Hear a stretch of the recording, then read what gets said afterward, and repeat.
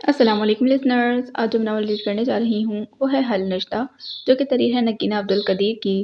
Novel شروع کرنے سے پہلے میری آپ سب سے ریکویسٹ ہے کہ اگر آپ نے چینل کو سبسکرائب نہیں کیا تو پلیز اسے سبسکرائب کر دیجیے، ساتھ ہی بیل آئکن کو بھی پریس کیجیے تاکہ ہر نئے آنے والے ناول کی اپڈیٹ آپ کو ملتی رہے۔ ویڈیو کو لائک کریں اور کمنٹ بھی ضرور لکھ کر بتائیں کریں کہ آپ کو ناول کیسا لگ رہا ہے۔ اس کے ساتھ ساتھ آپ لوگ کو ایک ضروری خبر یہ بھی دینا چاہوں گی کہ آسیہ رئیس خان کا ناول مہر کوش کتابی شکل میں شائع ہو چکا ہے، جو کہ پاکستان میں اویلیبل ہے۔ اگر آپ بھی اس کتاب کو حاصل کرنا چاہتے ہیں تو پلیز آرڈر کر دیجیے جلد از جلد، کیونکہ یہ کتاب فی الحال ڈسکاؤنٹڈ پرائس کے ساتھ موجود ہے۔ اس کی تفصیلات آپ کو میری پوسٹ میں مل جائیں گی، جو کہ کمیونٹی ٹیب میں موجود ہے۔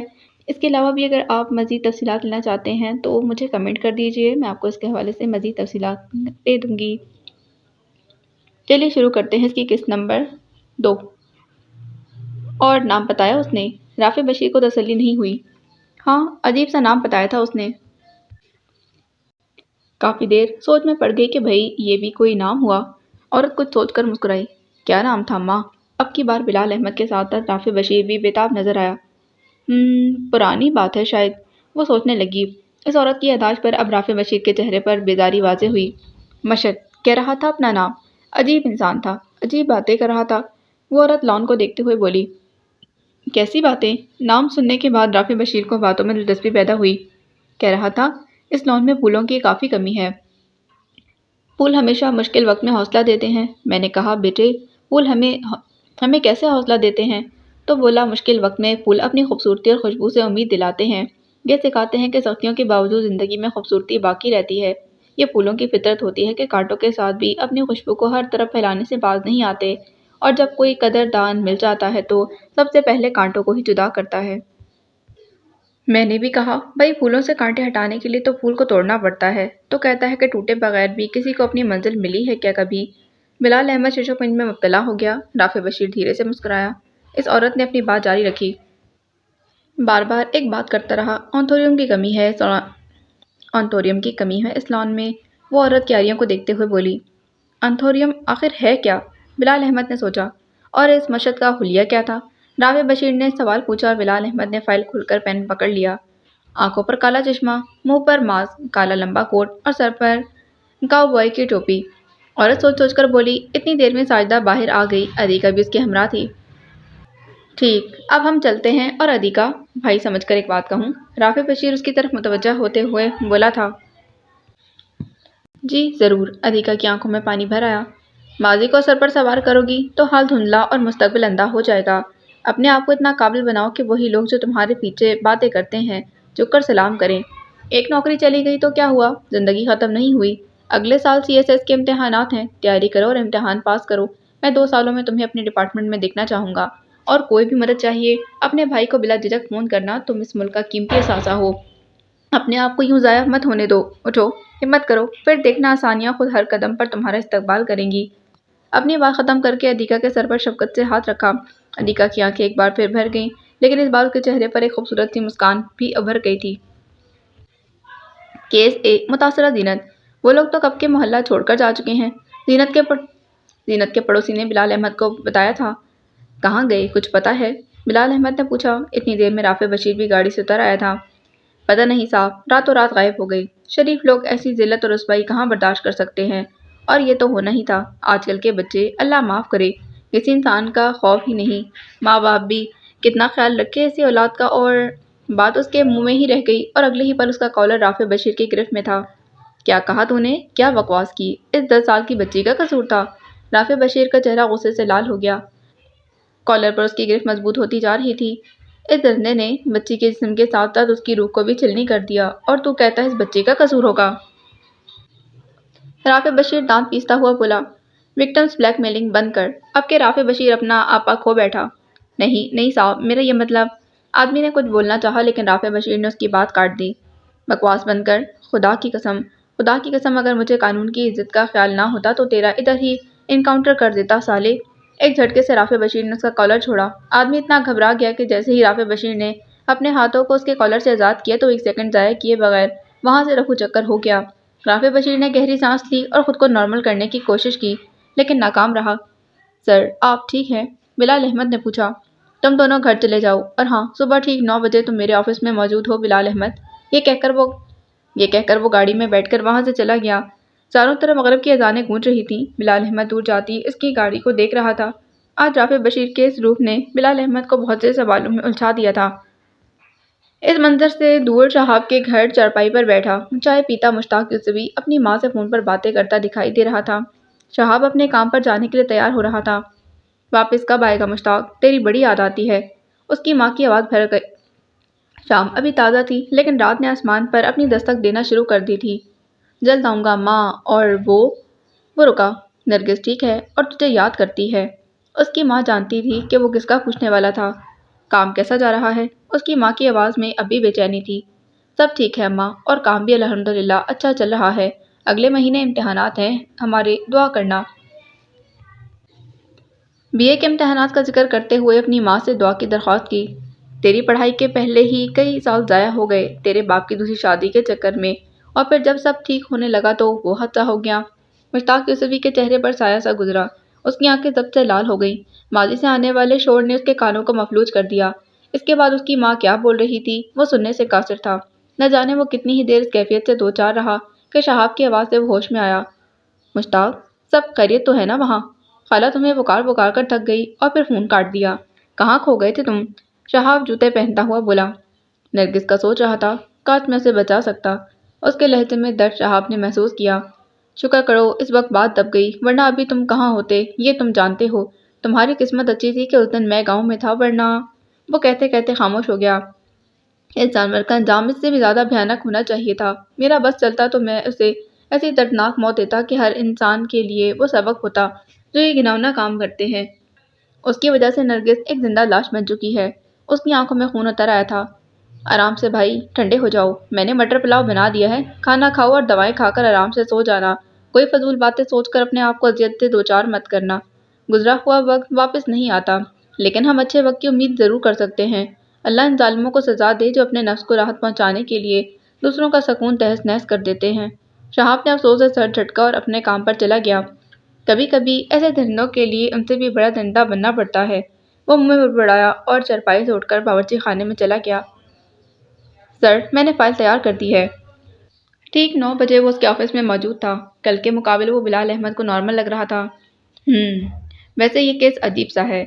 एक ऐसा सीरियल किलर जो गुनाहगारों को एक मखसूस अंदाज में मार रहा है। क्या वो कानून का तमाशा बना रहा है या इन जैसे दरिंदों के लिए कोई इबरत? राफे बशीर फाइल्स देखते हुए बोला। सर, मैंने इन पर कुछ रिसर्च की है। अपना लैपटॉप खोलते बिलाल अहमद बोला। तारीख में कुछ अफराद ने खुद साख्ता इंतकामी कातलों के तौर पर ऐसे लोगों को कत्ल किया जिन्हें वो मुजरिम समझते थे। ताहम ये अफराद अमूमन रिवायती सीरियल किलर्स के तौर पर नहीं जाने जाते, क्योंकि सीरियल किलर्स की तारीफ इन लोगों के लिए की जाती है जो मुतअद्दिद अफराद को मुसलसल कत्ल करते हैं और उनके कत्ल के पीछे कोई ख़ास नफसियाती या गैर मंतकी वजूहात होती हैं।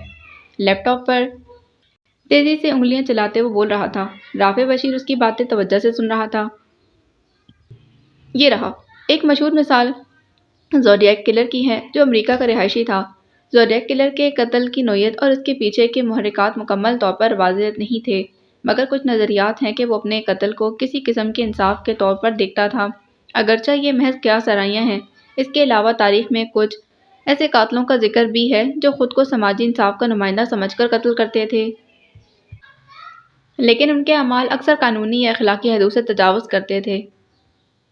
ये कहना ज़रूरी है कि बेशतर सीरियल किलर्स नफसियाती मसाइल या गैर मंतकी वजूहात की बिना पर कत्ल करते हैं और इनके कत्ल में किसी किस्म का इंसाफ या अखलाकी जवाज़ नहीं होता। वो गूगल से तहरीर पढ़कर राफे बशीर को सुना रहा था। स्ट्रेंज, राफे बशीर के मुंह से बेसाख्ता निकला।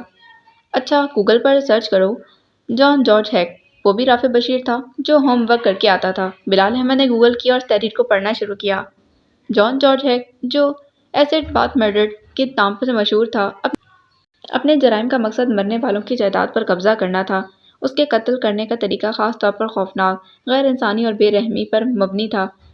एक ख़ास कत्ल के बाद वो करीबी होटल गया, टोस्ट ऑमलेट और कॉफ़ी का ऑर्डर दिया और अखबार पढ़ते हुए ऐसे रवैये का मुजाहरा किया जैसे कुछ हुआ ही ना हो। सर, और कुछ ख़ास तफसीलात मुहैया नहीं। बिलाल अहमद ने लैपटॉप से नज़रें हटाकर राफे बशीर को देखा। और वो जावेद इकबाल नाम सुना है इस सीरियल किलर का? رافع بشیر اب اس کا امتحان لے رہا تھا کیونکہ جاوید اقبال کا کیس تاریخ کا سب سے بڑا اور بھیانک کیس تھا۔ سر، جاوید اقبال ایک پاکستانی سلسلہ وار قاتل تھا جو 100 بچوں کا قاتل اور انہیں جنسی طور پر ہراساں کرنے کا مجرم تھا۔ اس نے ایک خط میں لکھا جس میں اس نے 100 بچوں کے قتل کا اعتراف کیا جن کی عمریں 6 سے 16 سال کے درمیان تھی۔ اس نے ساتھ میں یہ بھی اعتراف کیا کہ اس نے ان بچوں کو گلا گھونٹ کر مارا اور ان کے جسم کے کئی ٹکڑے کیے۔ ان بچوں کو جو گھر سے بھاگے تھے یا سڑک کنارے رہنے والے یتیم لاوارث بچوں کو نشانہ بنایا کرتا تھا۔ نیز قتل کے بعد ان کے جسم کو تیزاب یعنی ہائیڈروکلورک ایسڈ میں ڈال دیا کرتا۔ اس کے بعد وہ اسے دریا میں بہا دیتا۔ جب پولیس اور رپورٹرز اس کے گھر گئے تو انہوں نے کئی نشانہ بننے والوں کی تصاویر نیز دیواروں پر خون سے آلودہ تھیں اور انہیں زنجیریں بھی ملی جو اقبال کے مطابق گلا گھونٹ دینے کے لیے تھیں۔ ان تمام چیزوں پر مجرم کی تحریریں لکھی تھیں جو ان چیزوں کے تعارف میں تھیں۔ نیز پولیس والوں کو ایک بیگ بھی ملا جس میں تیزاب اور جسمانی بقایا جات تھے جس پر مجرم نے لکھا تھا کہ اسے میں نے اس لیے ٹھکانے نہیں لگایا تاکہ حکام کو ثبوت مل سکے۔ اقبال کے انکشافات کے بعد لاہور پولیس نے پاکستانی تاریخ کے سب سے بڑے چھاپوں کا آغاز کیا جس میں اقبال کے ساتھ رہنے والے 4 لڑکوں کو بھی گرفتار کیا گیا جن میں سے ایک کی موت مبینہ طور پر جیل سے فرار ہوتے ہوئے۔ اقبال کی ڈائری میں اس کے ہاتھوں قتل کیے گئے تمام بچوں کی تفصیلات تھیں لیکن عدالت میں اقبال نے خود کو بے گناہ قرار دیا۔ اس کے مطابق اس نے یہ تمام کہانی گھر سے بھاگنے والے بچوں کے معاملے کو سامنے لانے کے لیے گھڑی۔ 100 افراد نے اقبال کے جرم سے متعلق شہادتیں جمع کرائیں جس پر عدالت کے جج نے ان الفاظ میں فیصلہ دیا: تم ان والدین جن کے بچوں کے تم قاتل ہو کے سامنے گلا گھونٹ کر مارا جائے گا۔ تمہاری لاش کے 100 ٹکڑے کیے جائیں گے اور اس کے بعد اسے تیزاب میں ڈالا جائے گا۔ لیکن 8 اکتوبر کو اقبال اور اس کے ساتھی ساجد نے کوٹ لکھپت جیل میں خودکشی کر لی۔ ان لوگوں نے اپنے پیچھے کوئی وصیت نہیں چھوڑی اور آخری بیان دینے پر بھی راضی نہیں تھے۔ سر، اب وہ خودکشی تھی یا کسی کا غصہ انہیں راتوں رات نیند کے آغوش میں لے گیا، خدا جانے۔ امپریسو، بھائی مان گیا، تم واقعی قابل پولیس آفیسر ہو، تبھی تو میرے فیورٹ ہو۔ رافع بشیر داد دیے بغیر نہ رہ سکا تھا۔ شکریہ سر۔ بلال احمد نے ادب سے سر جھکا دیا۔ سر، میرے لیے کیا حکم؟ بلال احمد نے لیپ ٹاپ بند کرتے ہوئے پوچھا۔ وقار کے دوست نوید صادق کو ڈھونڈنا ہے، جلد سے جلد۔ یہ کام 2 سے 3 دن میں ہو جانا چاہیے۔ ادھیکا کے بیان کے مطابق اس انسان کی تلاش کرو۔ کافی وقت ہو گیا ہے، وہ شاید اب تک لاہور واپس آ گیا ہوگا۔ پتہ ہے اس کا ملنا بہت ضروری ہے کیونکہ اگر وہ مل گیا تو سمجھو وہ سیریل کلر بھی ہمارے شکنجے میں آ گیا، سمجھے کچھ؟ رافع بشیر نے اپنی چمکتی سیاہ آنکھوں سے بلال احمد کو دیکھا۔ بالکل سر، شکاری کو شکار پکڑنے کے لیے جال تو بچھانا پڑتا ہے۔ اس کھیل میں شکاری ہم، جال وقار کا دوست نوید اور شکار وہ، کیا نام ہونا چاہیے؟ بلال احمد نے سوچا۔ انتھوریم۔ رافع بشیر نے اس کا جملہ مکمل کیا۔ سر، وہ کیا ہوتا ہے؟ اس کے چہرے پر اضطراب تھا۔ انتھوریم ایک پھول ہے جس کی پتیاں دل کی شکل کی ہوتی ہیں۔ ان کے رنگ سفید، سرخ، گلابی یا سبز ہو سکتے ہیں اور یہ چمکدار اور ہموار ہوتی ہیں جو دل کی شکل میں نظر آتی ہیں۔ ان کے درمیان میں چھوٹے پھول ہوتے ہیں جو عموماً پیلے یا سفید رنگ کے ہوتے ہیں اور یہ پھول طویل عرصے تک کھلے رہنے کا ہنر جانتے ہیں۔ لیکن یہ پھول جتنے خوبصورت ہوتے ہیں اتنے ہی زہریلے۔ اگر غلطی سے کھا لیے جائیں تو یہ انسانوں اور جانوروں کے لیے نقصان دہ ہو سکتے ہیں۔ رافع بشیر نے مختصر تعارف دیا۔ لیکن سر، اس سیریل کلر اور انتھوریم کا تعلق سمجھ نہیں آیا۔ بلال احمد ابھی بھی الجھا ہوا تھا۔ مشتاق یوسفی، اس کی ڈیٹیلز چاہیے مجھے آج شام تک۔ گھڑی دیکھتے وہ بولا۔ اتنے عرصے میں بلال احمد بھی سمجھ گیا تھا کہ گھڑی دیکھنے کا مطلب ہے کہ اب وہ جا سکتا ہے اور کوئی سوال نہیں۔ ٹھیک ہے سر۔ بلال احمد فائل اٹھا کر جانے لگا کہ رافع بشیر نے اسے آواز لگائی۔ بلال احمد، فائل یہیں چھوڑ کر جاؤ، میں رات میں اس کو باریکی سے دیکھوں گا۔ مشتاق یوسفی کی زندگی کا خلاصہ مجھے رات تک چاہیے، ٹھیک 9 بجے میری بلڈنگ کے پاس والے ڈھابے میں ملو۔ بلال احمد اسباب میں سر ہلا کر آفس سے چلا گیا۔ بس ایک قدم اور اس راز سے پردہ ہٹ جائے گا۔ رافع بشیر نے فائلز دیکھتے ہوئے خود کلامی کی۔ سلام صاحب۔ رافع بشیر نے دھیرے سے سر اٹھایا۔ سامنے چھوٹو ہاتھ میں چائے لیے کھڑا اس کو دیکھ رہا تھا۔ ہاں بھائی چھوٹو، آج پھر اسکول نہیں گئے؟ اس نے قدر نرمی سے پوچھا۔ نہیں صاحب، میں اب اسکول نہیں جاؤں گا، چائے کی پیالی میز پر رکھتے ہوئے بولا۔ کیوں نہیں جاؤ گے؟ کچھ ہوا ہے کیا اسکول میں؟ پیالی اٹھاتے ہوئے پوچھا۔ چھوٹو کے چہرے کا رنگ بدل گیا۔ نہیں کچھ نہیں ہوا صاحب، میرا باپ نہیں ہے اور اپنے گھر والوں کا پیٹ پالنے کے لیے میں قربانی کے علاوہ کچھ نہیں دے سکتا ان کو۔ صاحب مجھے بھی پڑھنے کا بہت شوق ہے لیکن یہ غربت انسان کی خواہشات کو کچل کر رکھ دیتی ہے۔ چھوٹو نے افسوس سے سر جھٹکا۔ وہ صرف 14 سال کا تھا لیکن اس کی باتوں کی گہرائی نے رافع بشیر کو متاثر کیا تھا۔ چھوٹو کی نظر میز پر پڑی لال رنگ کی فائل پر پڑی۔ وہ اردو لکھ سکتا تھا لیکن اس فائل کے اوپر کوئی اور ہی زبان لکھی ہوئی تھی۔ صاحب یہ کیا لکھا ہوا ہے؟ چھوٹو نے پوچھا۔ اس کی نظروں کا تعاقب کرتے رافع بشیر نے اس فائل کو دیکھا۔ راز ہادی حل نشتہ۔ رافع بشیر نے سرسری سا کہا۔ یہ کون سی زبان ہے؟ چھوٹو سے رہا نہ گیا۔ فارسی، مختصر جواب ملا۔ آپ کو فارسی آتی ہے؟ اب وہ اس فائل کو نزدیک سے دیکھنے لگا۔ رافع بشیر نے اس کے سوال سے تنگ آ کر بیزاری سے ابرویں اٹھائی۔ تم میرا انٹرویو لے رہے ہو کیا؟ کچھ دیر پہلے کی نرمی سختی میں بدل گئی۔ سوری، اچھا میں چلتا ہوں، اللہ حافظ۔ یہ کہہ کر وہ الٹے پیر واپس چلا گیا۔ رافع بشیر نہ جانے کتنی دیر اس فائل کو غور سے دیکھتا رہا۔ کہاں جا رہے ہو مشتاق؟ چوکیدار تنویر نے اسے خاموشی سے پارک سے نکلتے دیکھا تو پوچھا۔ چاچا آج کچھ طبیعت ٹھیک نہیں، گھر جا کر آرام کرنا چاہتا ہوں، اگر آپ کی اجازت ہو۔ چوکیدار تنویر کو اس کا رنگ اڑا ہوا لگا، اس کی آنکھیں اس کا ساتھ نہیں دے رہی تھیں۔ طبیعت کو کیا ہوا ہے؟ مشکوک انداز میں چوکیدار نے پوچھا۔ شاید موسم کی اچانک تبدیلی کی وجہ سے بخار محسوس ہو رہا ہے، اس نے مختصر جواب دیا۔ ٹھیک ہے جاؤ۔ چوکیدار تنویر اب بھی اسے مشکوک نظروں سے جاتا دیکھ رہا تھا۔ گھر کی طرف مڑنے کے بجائے وہ دوسرے راستے مڑ گیا۔ 10 منٹ چلنے کے بعد وہ چوک پر آ کر کسی کا انتظار کرنے لگا۔ کوئی 15 منٹ بعد وہ آتا دکھائی دیا۔ وہ چلتا ہوا اس کے پاس آ رہا تھا۔ السلام علیکم مشتاق بھائی۔ اس کے پاس آ کر وہ بولا۔ وعلیکم السلام، کیسے ہو؟ اس کے سر پر پیار کرتے نرمی سے پوچھا۔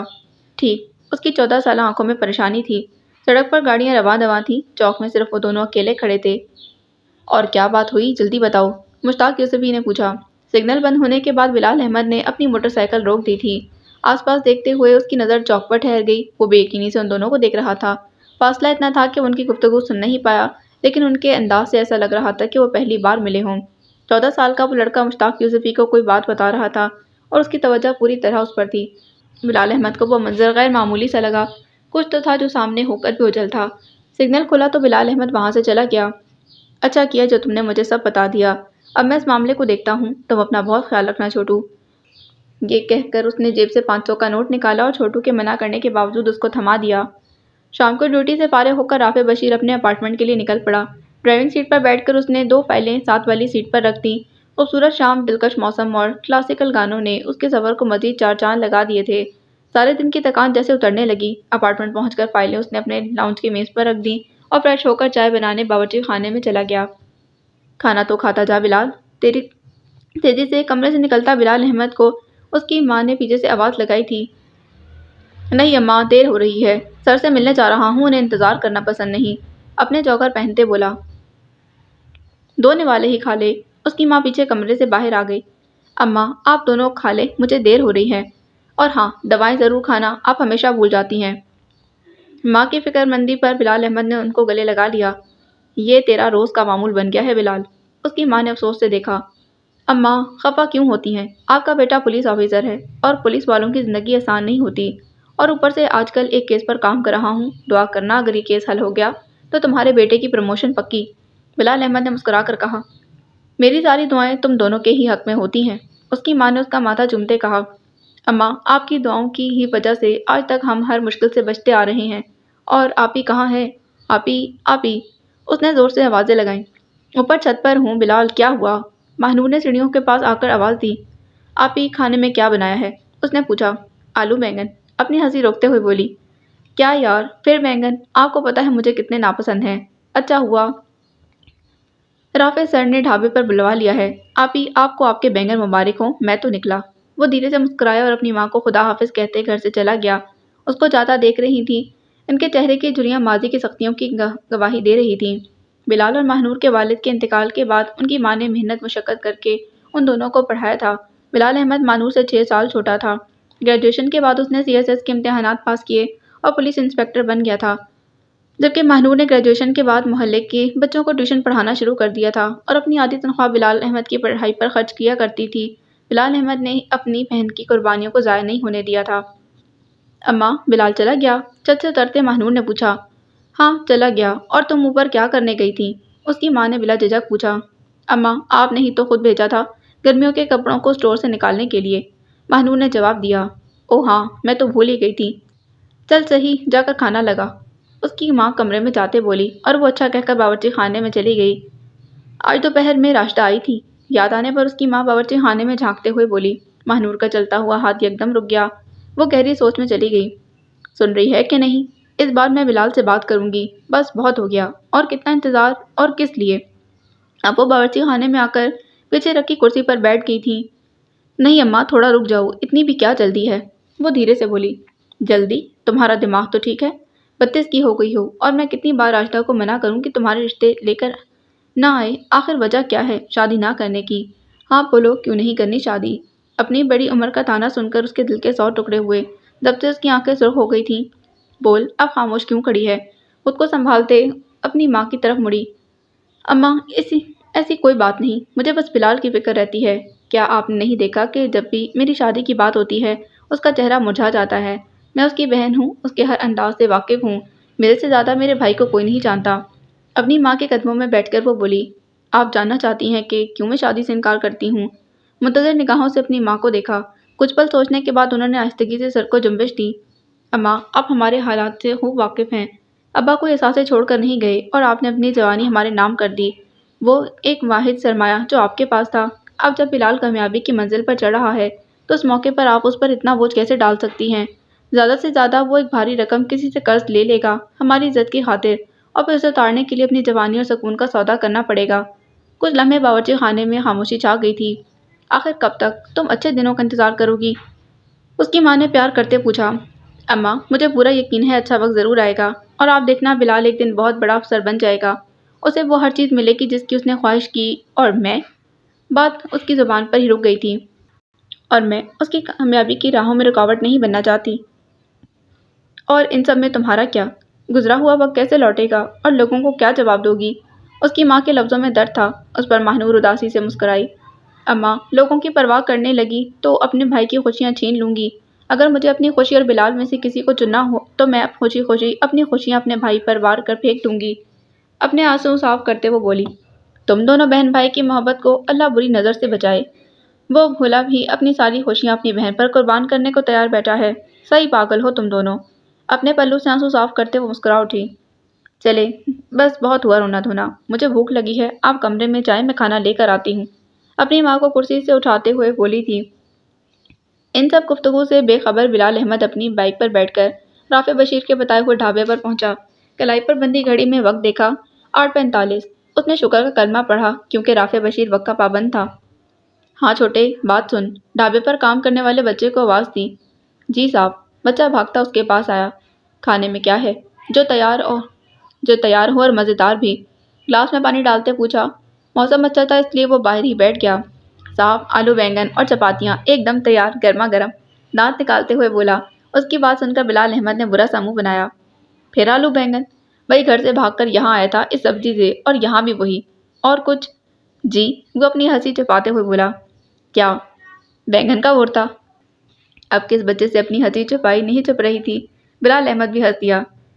سوری صاحب، آپ بتائیں کیا اسپیشل کھائیں گے؟ 2 منٹوں میں تیار کرواتا ہوں۔ اب وہ ایک ذمہ دار بیرے کی طرح اسے پوچھ رہا تھا۔ لوبیا کی کڑاہی اور تندور نان ہو جائے تو مزہ ہی آ جائے، کیوں چھوٹے؟ وہ اسے دوستوں کی طرح ٹریٹ کرنے لگا۔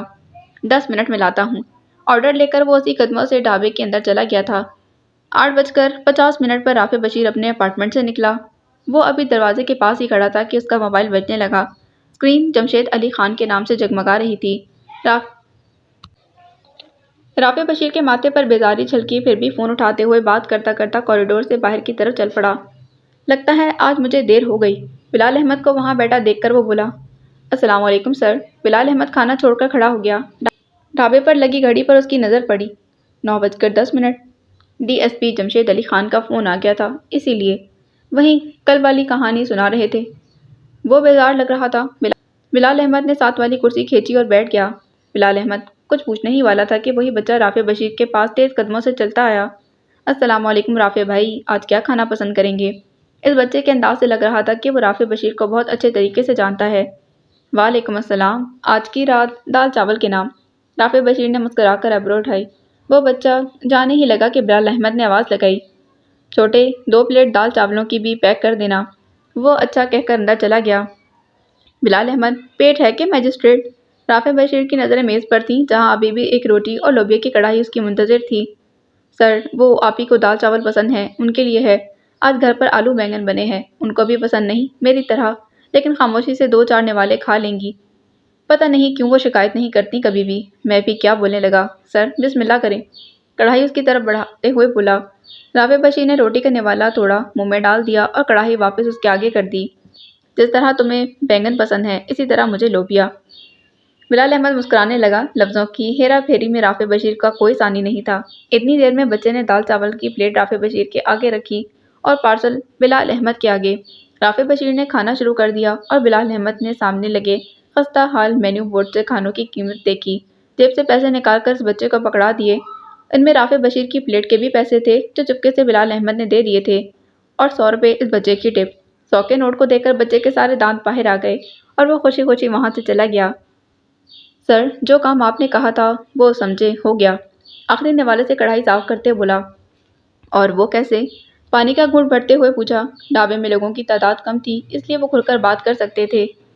سر دوپہر کو میں ملزم وقار کے ساتھی نوید صادق کے گھر گیا تھا اس کا دوست بن کر۔ اس کے بڑے بھائی سے بات ہوئی تو اس نے کہا کہ وہ نہیں جانتے نوید صادق کہاں ہے۔ خیر اس کی شکل بتا رہی تھی کہ وہ جھوٹ بول رہا ہے۔ پھر میں نے…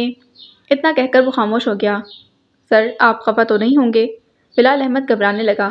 رافع بشیر نے کوئی جواب نہیں دیا، بس اسے گھورتا رہا۔ بلال احمد کو پہلی بار اس کی سیاہ آنکھوں میں وحشت نظر آئی تھی۔ میں نے اس کے بھائی کو بتایا کہ پولیس میں میرا ایک آدمی کام کرتا ہے۔ اس نے خبر دی کہ آج کل ایک پاگل قاتل اسے لوگوں کو مار رہا ہے جو نبل جبر کے ملزم تھے، جن میں وقار بھی شامل تھا۔ میں نے دوست بن کر اس کے بھائی کو مشورہ دیا کہ اگر نوید خود کو پولیس کے حوالے کر دے گا تو شاید زندہ بچ جائے، ورنہ خفیہ معلومات یہ ملی ہے کہ اس کا اگلا شکار اس کا بھائی ہی ہے۔ اپنی بات ختم کر کے اس نے پانی کا گلاس بھرا۔ گلاس ایک ہی سانس میں گھٹک گیا۔ تمہاری اس بیوقوفی کا کوئی فائدہ ہوا بھی کہ نہیں؟ رافع بشیر کا انداز بہت سخت تھا۔ بلال احمد کو کچھ پل کے لیے اپنی حماقت پر غصہ آیا، لیکن اگلے ہی پل اس کا موبائل بجنے لگا۔ نمبر دیکھ کر اس نے فوراً رافع بشیر کو دیکھا اور کال اٹھا کر موبائل اسپیکر پر ڈال دیا۔ میں نوید صادق کا بھائی بات کر رہا ہوں۔ بلال احمد نے رافع بشیر کو دیکھا جن کی نظریں موبائل پر مرکوز تھیں۔ جی بھائی فرمائیے، اپنی آواز کو درست کرتے ہوئے بولا۔ بھائی کیا آپ ہماری مدد کریں گے؟ اس کی آواز مدھم تھی جیسے سرگوشی کر رہا ہو۔ کیسی مدد؟ بلال احمد کی آنکھیں چمکی جیسے وہ جانتا ہو کہ وہ کیا بولنے والا ہے۔ پہلے مجھے آپ کی باتوں پر یقین نہیں آیا تو میں وقار کے بھائی سے ملنے چلا گیا۔ وہاں جا کر پتہ چلا کہ کسی نے بے رحمی سے اس کے سینے میں چاقو گھونپا تھا اور پولیس کو کوئی ثبوت نہیں ملا۔ اب مجھے اپنے بھائی کے لیے ڈر لگ رہا ہے۔ وہ صرف 20 سال کا ہے۔ میں مانتا ہوں اس سے غلطی ہوئی اور… بلال احمد نے اس کی بات کاٹی۔ غلطی نہیں، اس نے گناہ کیا ہے۔ رافع بشیر نے اپنی نگاہیں موبائل فون سے ہٹا کر اس پر کر دی تھیں۔ بلال احمد کے چہرے پر بے تحاشا غصہ تھا۔ جی گناہ۔ اب مجھے آپ کی مدد چاہیے۔ نوید صادق اسی شہر میں ہے اور میں چاہتا ہوں وہ خود کو پولیس کے حوالے کر دے، قانون کی کارروائی ہو، اس طرح وہ قاتل میرے بھائی کی جان بخش دے گا۔ وہ جسے پوچھ رہا ہو۔ اب کے بلال احمد نے گدے فخری انداز میں رافع بشیر کو دیکھا۔ آپ ایک کام کریں، نوید صادق سے کہیں کہ کل تھانے آ کر خود ہی سرنڈر کر دے، اس طرح اس کی جان بچ جائے گی۔ یہ کہہ کر بلال احمد نے کال کاٹ دی۔ اندھیرے میں تیر چلایا تھا لیکن سیدھا نشانے پر لگا۔ کچھ پل کی خاموشی کے بعد رافع بشیر بول اٹھا تھا۔ سر کل تک نوید صادق ہماری کسٹڈی میں ہوگا اور پھر ہم اسے چارے کی طرح استعمال کریں گے۔ بلال احمد کی آنکھیں چمکیں اور ایک عجیب سی مسکان ابھری۔ اب تک سب ہماری سوچ کے مطابق ہو رہا ہے، یہ اچھا سائن ہے۔ اپنی پلیٹ صاف کرتے ہوئے بولا اور آخری چمچ منہ میں ڈالا۔ بل ادا کرنے کا شکریہ بلال احمد۔ بائک پر آئے ہو؟ اس نے پوچھا۔ جی سر، آپ نے کہیں جانا ہے؟ ہاں، مجھے اپارٹمنٹ تک چھوڑ دو اور اپنی فائل بھی لے جاؤ، کل کا دن شاندار ہوگا۔ انگڑائی لیتے ہوئے وہ بولا۔ کوئی 10 منٹ بعد وہ دونوں رافع بشیر کے اپارٹمنٹ کے باہر کھڑے تھے۔ دروازہ کھلتے ہی عجیب سی بدبو نے ان کا استقبال کیا۔ جیسے ہی رافع بشیر نے لاؤنج کی لائٹ کھولی، سامنے والا منظر دیکھ کر دونوں کی آنکھیں پھٹی کی پھٹی رہ گئیں۔ لاؤنج کے ایک کونے میں راکھ کا ڈھیر تھا۔ آگ جل کر ختم ہو چکی تھی اور اب کاغذ راکھ کی شکل زمین پر حرکت کر رہے تھے۔ یہ کیا ہوا؟ رافع بشیر تیز قدموں سے اس راکھ کے ڈھیر کے پاس آیا۔ بلال احمد بھی اس کے پیچھے بھاگا۔ سر یہ کیا ہے؟ جواب دینے کے بجائے رافع نے دراز سے اپنی پستول نکالی اور اپنے کمرے کی طرف بھاگا۔ بلال احمد نے بھی جیب سے اپنی پستول نکالی اور رافع بشیر کے پیچھے چل پڑا۔ اس کے اپارٹمنٹ میں 2 کمرے، ایک لاؤنج اور ایک باورچی خانہ تھا۔ رافع نے اپنا کمرہ چیک کیا، پھر واش روم، پھر باورچی خانہ۔ کوئی نہیں تھا، لیکن کوئی آیا ضرور تھا۔ میرے جانے کے بعد کوئی آیا تھا۔ اس نے بڑی آسانی سے میرا اپارٹمنٹ کھولا اور… کہتے کہتے وہ میز کی طرف گیا اور پھر راکھ کی طرف۔ سر یہ کمرہ بھی چیک کر لیں۔ لاؤنج کے آخر میں ایک بند کمرے کی طرف اشارہ کرتے بلال احمد بولا، نہیں میرا مطلب ہے وہ اسٹور روم ہے، انسان کیا پاؤں تک رکھنے کی جگہ نہیں، اس لیے رہنے دو۔ اس کے چہرے پر گھبراہٹ بلال احمد نے محسوس کر لی۔ میں تو یہ حیران ہوں کہ ایک ایس ایچ او کے گھر چوری چھپے آنے والا کون ہے؟ رافع بشیر حیران لگ رہا تھا۔ سر اس نے جلایا کیا؟ بلال احمد سیدھا مدعے پر آیا۔ صرف ہماری فائلز، اس کی اتنی ہمت؟ کون ہو سکتا ہے جو یہ جانتا تھا کہ ان فائلز میں کیا ہے؟ رافع بشیر سوچ میں پڑ گیا۔ بلال احمد چلتا چلتا اپارٹمنٹ سے باہر کوریڈور تک آ گیا۔ سر، بلال احمد نے اپارٹمنٹ میں جھانک کر آواز دی۔ ہاں کیا ہوا؟ رافع بشیر بھی باہر آ گیا۔ یہ سی سی ٹی وی کیمرہ کام کرتا ہے۔ بلال احمد کوریڈور میں لگے کیمرے کی طرف اشارہ کرتے بولا۔ ایک سیکنڈ ضائع کیے بغیر رافع بشیر نے بلڈنگ کے واچ مین کو اوپر بلایا۔ بلال احمد واپس اپارٹمنٹ کے اندر گیا۔ پہلی دفعہ اس کے اپارٹمنٹ میں آیا تھا۔ اپارٹمنٹ چھوٹا مگر صاف تھا، ہر چیز اپنی جگہ پر سلیقے سے سجی ہوئی تھی۔ جی صاحب، باہر سے واچ مین کی آواز آئی۔ جواب دینے کے بجائے رافع بشیر نے اس کا کالر پکڑا اور لگ بھگ گھسیٹتا ہوا اپارٹمنٹ کے اندر لے گیا۔ یہ راکھ دیکھ رہے ہو؟ رافع بشیر کا چہرہ غصے سے لال ہو گیا۔ کیا ہوا صاحب؟ واچ مین کے اوسان خطا ہوئے۔ آدھے گھنٹے پہلے تم کہاں تھے؟ رافع بشیر نے کالر چھوڑتے ہوئے پوچھا۔ بلال احمد کی نگاہیں ابھی بھی راکھ کے ڈھیر پر مرکوز تھیں۔ صاحب میں تو اپنی جگہ پر ہی بیٹھا تھا، نہ کوئی آیا نہ گیا اور… رافع بشیر نے اس کی بات کاٹی۔ اچھا پھر میری غیر موجودگی میں کوئی کیسے میرے اپارٹمنٹ تک آیا اور اپنا مقصد پورا کر کے چلا گیا؟ رافع بشیر اس پر چلایا۔ پھر تو ہمیں پولیس کو اطلاع کرنی چاہیے۔ رکے میں کال… وہ دونوں واچ مین کو حیرت سے دیکھنے لگے۔ وہ جو موبائل نکال کر کال ملانے والا تھا ایک دم رک گیا، پھر کچھ یاد آنے پر اپنے ماتھے پر ہاتھ مارا۔ بلڈنگ میں لگے کیمرے کام کرتے ہیں یا وہ بھی تمہاری وضاحتوں کی طرح ناکارہ ہیں؟ بلال احمد اس کے سامنے کھڑا ہوا۔ داخلی دروازے کا کیمرہ خراب ہے لیکن کوریڈور والے صحیح ہیں۔ اب جھوٹ کی گنجائش نہیں تھی۔ سر ہمیں ریکارڈنگ چیک کرنی چاہیے۔ بلال احمد اس کی طرف مڑا۔ کچھ پل سوچنے کے بعد اس نے واچ مین کو ریکارڈنگ روم چلنے کا کہا۔ کوئی 5 منٹ بعد وہ تینوں کمپیوٹرز کے سامنے موجود تھے۔ اسکرین کے اوپر 8:50 کا وقت دکھائی دے رہا تھا۔ رافع بشیر اپنے اپارٹمنٹ سے نکل رہا تھا، ابھی دروازے کے پاس ہی کھڑا تھا کہ اس کا فون بجا۔ رافع بشیر بات کرتا کرتا کوریڈور سے نکل گیا۔ 5 منٹ بعد کمپیوٹر کی اسکرین پر کوئی نمودار ہوا۔ دور سے ایک شخص سیاہ کوٹ اور کاؤبوائے ٹوپی پہنے آتا دکھائی دیا۔ جیسے ہی وہ اپارٹمنٹ کے قریب پہنچا، انہوں نے دیکھا کہ اس نے اپنا چہرہ ماسک سے ڈھانپ رکھا تھا۔ وہ نہایت آرام سے اپارٹمنٹ کا دروازہ کھول کر اندر داخل ہو گیا۔ رافع بشیر اور بلال احمد گہری نگاہوں سے اسکرین کو دیکھ رہے تھے، جیسے ان کی سانسیں بھی تھم گئی ہوں۔ 5 منٹ بعد وہ شخص باہر نکلا۔ اس کے ہاتھ میں ایک لال رنگ کی فائل تھی۔ رافع بشیر اور بلال احمد اس فائل کو پہچان چکے تھے۔ دروازہ بند کرنے کے بعد وہ کیمرے کی طرف بڑھا، اپنے ہاتھ سے 10 کا اشارہ کیا اور فائل کو کیمرے کے قریب کیا۔ پھر وہ اطمینان سے وکٹری کا نشان بناتے ہوئے جیب سے ایک پتھر نکالا اور زور سے کیمرے کو دے مارا۔ اسکرین بلینک ہو گئی۔ ابھی بلال احمد کچھ کہنے ہی والا تھا کہ رافع بشیر بول اٹھا۔ اوپر چل کر بات کرتے ہیں۔ اور تم؟ واچ مین کی طرف مڑا۔ تم سے تو میں بعد میں نپٹوں گا۔ ایک گہری اور خوفناک نظر اس پر ڈال کر وہ چلا گیا تھا۔ بلال احمد نے اس ریکارڈنگ کو اپنے موبائل فون پر ٹرانسفر کیا، اپارٹمنٹ کی طرف چل پڑا۔ واچ مین کو اپنی نوکری اور شاید زندگی بھی خطرے میں نظر آنے لگی۔ سر وہ کون ہو سکتا ہے؟ اپارٹمنٹ کا دروازہ بند کرتے بلال احمد بولا۔ رافع بشیر لاؤنج کے صوفے پر بیٹھا کسی گہری سوچ میں ڈوبا ہوا تھا۔ وقت کیا ہو رہا ہے؟ جواب دینے کے بجائے اس نے پوچھا۔ 10:30۔ کلائی میں بندی گھڑی میں دیکھتے ہوئے بولا۔ مجھے ملال ہے کہ میں تمہاری محنت کو ضائع ہونے سے بچا نہ سکا۔ رافع بشیر راکھ کے ڈھیر کو دیکھتے بولا۔ اس کی بات پر بلال احمد مسکرایا۔ سر محنت کبھی ضائع نہیں ہوتی۔ اس کے مسکراہٹ پر رافع بشیر کچھ الجھ گیا۔ مطلب؟ وہ پوچھے بنا نہ رہ سکا۔ کچھ عادتیں انسان چاہ کر بھی نہیں چھوڑ سکتا۔ اسکول کے زمانے میں میں اپنی اسائنمنٹ اور کالج میں اہم دستاویزات کی فوٹو کاپی کرواتا تھا اور یہی عادت آج بھی میرے ساتھ ہے۔ اس لیے اگر کیس فائل کے اصل کاغذات ضائع ہو گئے تو کوئی مسئلہ نہیں، کیونکہ کاپی محفوظ ہے اور ایسے اہم کاغذات کی 2 کاپیاں بنائی ہوئی ہیں۔ بلال احمد نے معصومیت سے کہا۔ کچھ پل کمرے میں خاموشی چھا گئی، پھر رافع بشیر بولا۔ بس تبھی تم میرے فیورٹ ہو۔ چائے پیو گے؟ صوفے سے اٹھ کر باورچی خانے کی طرف جاتے اس نے پوچھا۔ بہت شکریہ سر، آج نہیں، کیونکہ آپ ہی انتظار کر رہی ہوں گی، اس لیے اب میں چلتا ہوں۔ وہ جانے لگا کہ کچھ یاد آنے پر بولا۔ سر یہ راز ہادی حل نشان… وہ رافع بشیر کی فائل پر لکھے لفظ کو یاد کرتے ہوئے دہرانے کی کوشش کر رہا تھا۔ راز ہادی حل نشدہ۔ پتیلی میں دودھ انڈیلتے ہوئے رافع بشیر نے صاف اور واضح لہجے میں وہ لفظ دہرائے۔ جی وہی۔ سر کیا یہ پشتون زبان ہے؟ سر کیا یہ پشتو زبان ہے؟ بلال احمد سے رہا نہ گیا۔ نہیں، فارسی، مختصر جواب ملا۔ اور اس کا مطلب؟ باہر دروازے کا ہینڈل پکڑے وہ ایک بار پھر بولا۔ جواب دینے کے بجائے رافع بشیر باورچی خانے سے نکلا۔ بلال احمد اس کو منتظر نگاہوں سے دیکھ رہا تھا۔ جو چیز کھو گئی، اس کو جان کر کیا کرو گے بلال احمد؟ کل ٹھیک 9 بجے کیس فائل کے ساتھ میری آنکھوں کے سامنے تم موجود ہو۔ 1 منٹ بھی دیر ہوئی فیورٹ والی فہرست سے خارج کر دیے جاؤ گے۔ اب تم جا سکتے ہو۔ دعا ہے کل کا سورج ہمارے حق میں طلوع ہو۔ بلال احمد مسکراتا اس کے اپارٹمنٹ سے جانے لگا کہ صبح والی بات یاد آنے پر پھر مڑا۔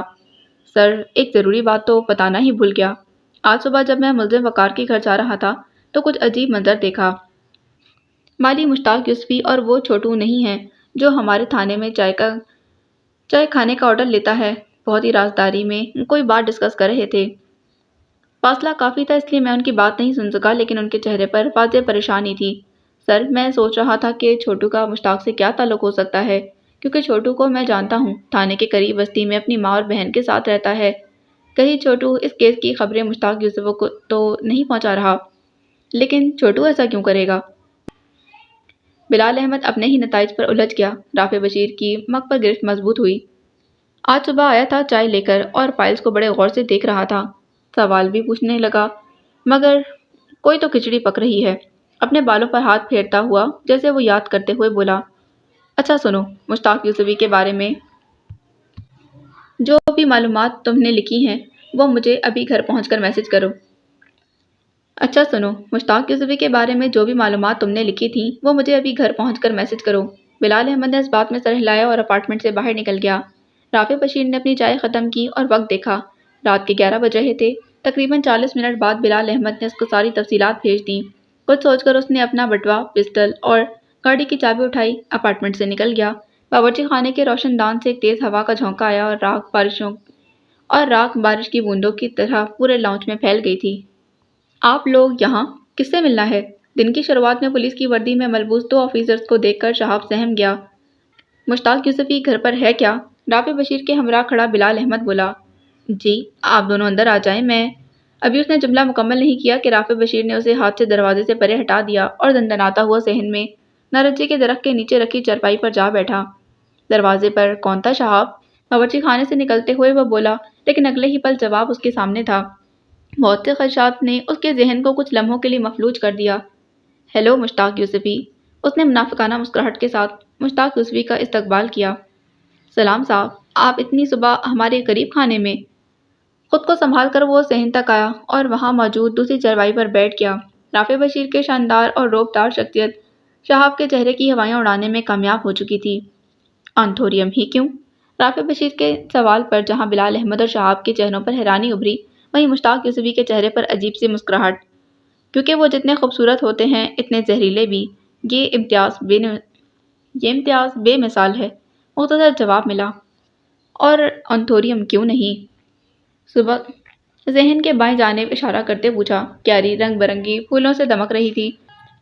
مئی کے دلکش صبح کی نرم ہوا پھولوں کو چھوتی ہوئی چاروں طرف خوشبو بکھیر رہی تھی۔ اس کے سوال پر مشتاق یوسفی مسکرا اٹھا۔ صاحب، اس پھول کی قیمت میرے جیسے غریب آدمی کے لیے ناقابل برداشت ہے، سادگی سے بھرپور جواب ملا۔ ایک کہانی سنو گے؟ چارپائی سے اٹھ کر وہ کیاری کے پاس آ گیا، پھولوں کو انگلیوں کی پوروں سے چھوتا ہوا ان کی تازگی کو محسوس کیا۔ کچھ لمحوں کے لیے اس نے اپنی آنکھیں بند کر دی۔ کہانی؟ کیسی کہانی؟ شہاب بے ساختہ پوچھ بیٹھا۔ رافع بشیر نے آنکھیں کھولی، اس کی سیاہ آنکھوں میں چمک تھی۔ سب منتظر اس کی پشت کو دیکھ رہے تھے۔ کچھ دیر خاموشی کے بعد وہ بولا، ایک بستی میں 3 دوست رہا کرتے تھے، پکے دوست۔ تینوں کی پیدائش کا دن اور علاقہ بھی ایک تھا۔ کچھ پل کے لیے وہ رکا اور پلٹ کر بغور مشتاق یوسفی اور شہاب کو دیکھنے لگا۔ بچپن ساتھ گزرا اور جوانی کی دہلیز پر بھی ایک ساتھ قدم رکھا۔ وقت کے ساتھ ساتھ ان کی دوستی بھی گہری ہوتی گئی۔ ساری بستی ان کی دوستی کے قصیدے پڑھنے لگی۔ اب میں اس کو نظر کہوں یا شیطان کا جال، لیکن ان تینوں میں کسی بات پر پھوٹ پڑ گئی۔ 2 ایک طرف ہو گئے اور ایک کو اکیلا چھوڑ دیا۔ غصے اور بدلے کی آگ میں اس نے وہ کیا جس کو دیکھ کر آسمان بھی کانپ اٹھا۔ ایک معمولی سی بات کا بدلہ اس نے ایک دوست کی عزت پر ہاتھ ڈال کر لیا۔